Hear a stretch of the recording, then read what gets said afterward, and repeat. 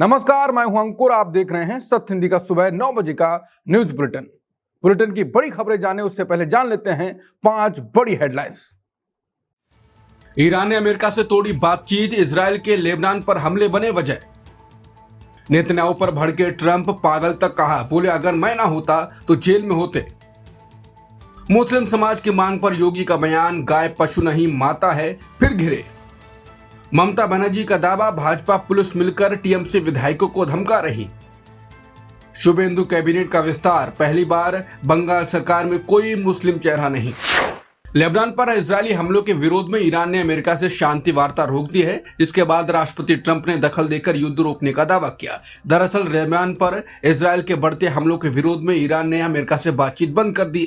Iran ने मध्यस्थों के जरिए अमेरिका के साथ होने वाले संदेशों के आदान प्रदान को रोक दिया। ईरानी मीडिया के अनुसार लेबनान में सीज फायर का उल्लंघन होने के कारण यह कदम उठाया गया। ईरान का कहना है कि लेबनान में शांति बहाल करना इस समझौते की पहली शर्त थी। ईरान के विदेश मंत्री अब्बास अराक्ची ने चेतावनी दी है कि सीज फायर का उल्लंघन सभी मोर्चों पर माना जाएगा। इस बड़े फैसले के कुछ ही घंटों बाद अमेरिकी राष्ट्रपति ट्रंप ने बड़ा दावा किया। ट्रंप ने कहा कि उन्होंने इजरायली पीएम नेतन्याहू और हिजबुल्लाह के नेताओं से बात की है। अमेरिकी राष्ट्रपति के मुताबिक दोनों पक्ष अब एक दूसरे पर हमला नहीं करने के लिए राजी हो गए हैं। उन्होंने ये भी साफ किया कि ईरान के साथ अमेरिका की बातचीत अभी पूरी तरह खत्म नहीं हुई है। इससे पहले बेंजामिन नेतन्याहू ने लेबनान में हिजबुल्लाह के ठिकानों पर ताबड़तोड़ हवाई हमले करने के आदेश दिए थे। अमेरिकी राष्ट्रपति ट्रंप ने लेबनान पर हमलों से नाराज होकर इजरायली पीएम नेतन्याहू को फोन पर कड़ी फटकार लगाई और उन्हें पागल तक कह दिया। एक मीडिया रिपोर्ट के मुताबिक सोमवार को फोन पर हुई बातचीत में दोनों नेताओं के बीच तीखी बहस हुई। ट्रंप ने बेंजामिन नेतन्याहू को फटकार लगाते हुए उन्हें साफ शब्दों में पागल तक कह दिया। अमेरिकी राष्ट्रपति ने कहा कि अगर वो ना होते तो नेतन्याहू आज जेल की सलाखों के पीछे होते। ट्रंप ने गुस्सा जाहिर करते हुए कहा कि इन हमलों की वजह से दुनिया में हर कोई इजरायल से नफरत कर रहा है। अमेरिकी राष्ट्रपति ट्रंप के युद्ध विराम के दावे के बाद इजरायली सेना ने कहा कि लेबनान से इजरायल पर 2 गोले दागे गए, जिन्हें इजरायली सेना ने हवा में मार गिराया। हालांकि इस पूरे घटनाक्रम में किसी भी नागरिक के घायल होने की खबर नहीं। यह हमला तब हुआ जब राष्ट्रपति ट्रंप ने दोनों पक्षों में समझौता होने का दावा किया। ट्रंप ने कहा था कि इजरायल और हिजबुल्लाह एक दूसरे पर हमले रोकने के लिए मान गए, लेकिन सुबह होते ही इस दावे ने चिंता बढ़ा दी।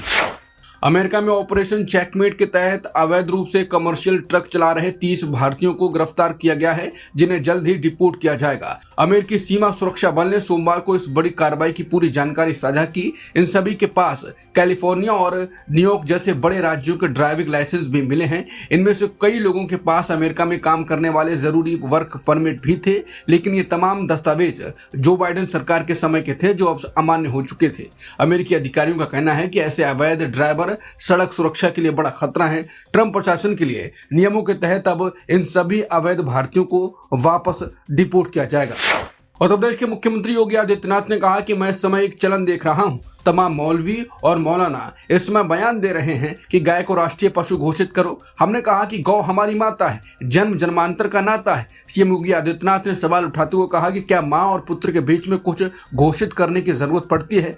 क्या किसी पुत्र को बताने की जरूरत पड़ती है कि तुम्हारी माँ है, इसका सम्मान करो? ये हमारे संस्कार हैं। हम अपनी माँ के बारे में जो सम्मान का भाव रखते हैं और गाय को हमने माता माना है, वही भाव उस माँ के साथ भी है। गाय तो हमारे लिए माता है, वो पशु नहीं। जो तुम हमारी गौ माता को पशु बोलते हो, तुम्हारी सोच पशुओं की तरह है जो गौ माता को पशु बोल रहे हो, और तुम्हारा ये दोगलापन है जो एक और गोकशी को प्रश्रय देते हो, दूसरी ओर राष्ट्रीय पशु घोषित करने की मांग करते हो। हालांकि योगी आदित्यनाथ के इस बयान पर भी सवाल उठ रहे हैं। लोगों का कहना है कि सुरक्षा देने के लिए ही घोषित कर दीजिए राष्ट्रीय माता। ऐसा बोलकर बचकर क्यों निकल रहे हैं? क्या राजनीति पर खतरा है? आरजेडी सांसद मनोज जैन ने कहा कि सिर्फ 14 साल तक या उसके पश्चात भी बस यही जानकारी लेनी थी, क्योंकि बंगाल के सीएम कुछ ऐसा ही कह रहे थे।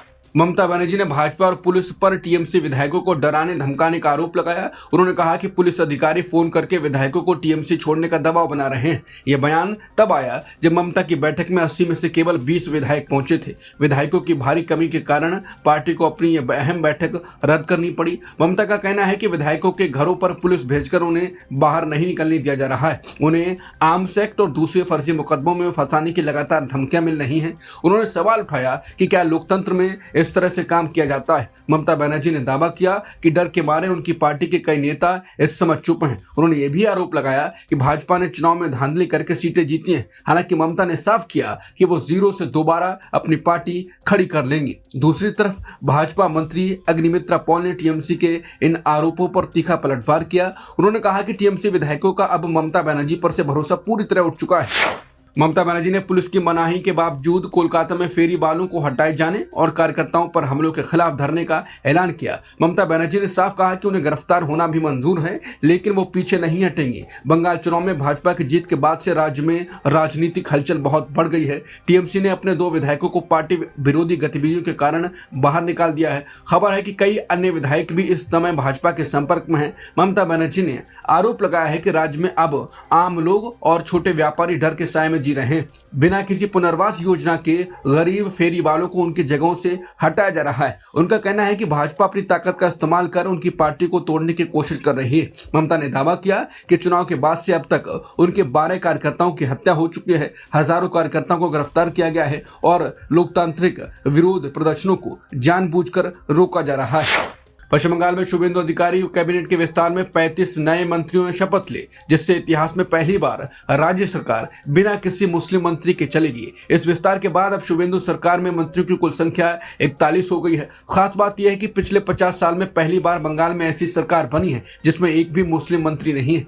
दरअसल चुनाव में भाजपा ने एक भी मुस्लिम उम्मीदवार को मैदान में नहीं उतारा था। इसके चलते अब राज्य का अल्पसंख्यक कल्याण मंत्रालय भी एक गैर मुस्लिम मंत्री ही संभालेंगे। शपथ लेने वालों में 13 कैबिनेट मंत्री और 22 राज्य मंत्री शामिल हैं। हालांकि नियम के मुताबिक राज्य सरकार किसी भी गैर विधायक को 6 महीने के लिए मंत्री बना सकती है, लेकिन फिलहाल भाजपा ने अपनी इस नई टीम में सभी हिंदू चेहरों को ही जगह दी है। तमिलनाडु भाजपा के पूर्व अध्यक्ष के अन्नामलाई पार्टी से इस्तीफा देकर अपनी नई राजनीतिक पार्टी बनाने की तैयारी में हैं। चेन्नई एयरपोर्ट पर मीडिया से बात करते हुए उन्होंने कहा कि वो 2 दिनों में खुलकर बात करेंगे। चर्चा है कि अन्नामलाई तमिलनाडु की राजनीति में अपनी एक नई क्षेत्रीय पार्टी बना सकते हैं। वो आने वाले 6 महीनों के भीतर विधानसभा उपचुनाव भी लड़ सकते हैं। भाजपा आलाकमान के साथ उनके मतभेद पिछले कुछ समय से लगातार बढ़ते जा रहे थे। दरअसल 2026 के चुनाव में भाजपा ने उनकी मर्जी के खिलाफ AIADMK से गठबंधन कर लिया था। इसके बाद अन्नामलाई को हटाकर नयनार नागेंद्रन को तमिलनाडु का नया भाजपा अध्यक्ष बना दिया गया था।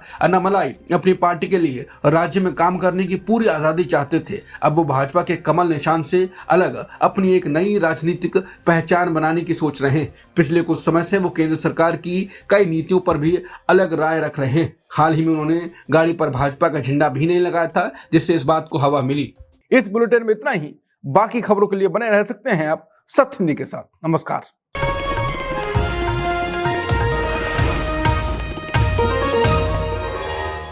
Copyright disclaimer under Section 107 of the Copyright Act 1976. Allowance is made for fair use for purposes such as criticism, comment, news reporting, scholarship, and research. Fair use is a use permitted by copyright statute that might otherwise be infringing.